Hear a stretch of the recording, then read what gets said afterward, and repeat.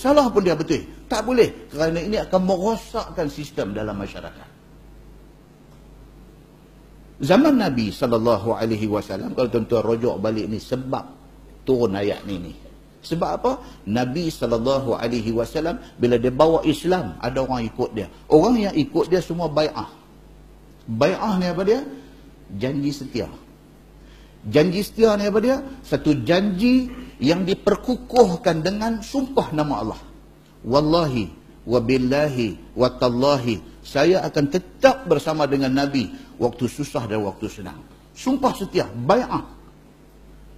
Tiba-tiba bila dia tengok Islam ni, dia punya growing dia punya berkembang, dia lambat, duk tengok puak kafir musyrikin tu nampak duk besar juga, mai halfway, mai tengah jalan, dia rongkai janji dia dengan Nabi.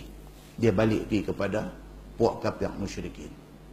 Benda ni adalah cerita ketiga yang nak disebut di dalam ayat ni. Benda ni dilarang oleh Allah Subhanahu wa taala.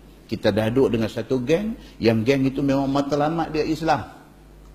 Dia tidak berubah matlamat dia. Dia memang Islam. Kita pula dah bersumpah untuk bersama dengan dia. Selagi mana matlamat dia Islam, kita nak duduk dengan dia. Tiba-tiba kita tinggal janji itu. Kita rongkai, kita pergi join geng lain. Sedangkan geng ini tidak berubah dasar perjuangan dia. Itu benar ditegah oleh Allah Subhanahu wa taala. Firman Allah, innama yabluukumullahu bih.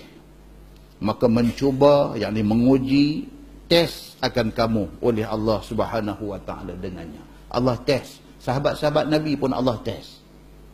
Dah bai'ah, janji setia dengan Nabi, lambat. Allah tes dengan lambat kemenangan tu. Lambat. Bila lambat, ada segelintir yang rasa macam tak boleh lah. Tinggal Islam, pergi balik ke kelompok lama dia. Begitu.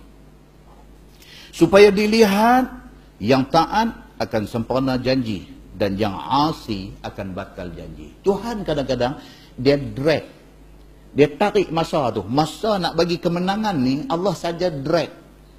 Dia bagi lambat. Pasal apa ni Allah drag bagi lambat ni? Pasal Allah nak test. Allah nak tengok berapa orang yang boleh sabar. Lambat sikit pun tak apa, tapi yakin kemenangan tu ada. Dengan berapa orang yang hilang sabar, yang lompat di kedai. Itu tujuan dia. Firman Allah, wal yubayyinanna lakum yaumal qiyamah ma kuntum fihi takhtalifun. Dan supaya menyata Allah Subhanahu wa taala bagi kamu pada hari kiamat esok barang yang ada kamu padanya bersalah-salahan di atas dunia, pada perjanjian dan pada agama.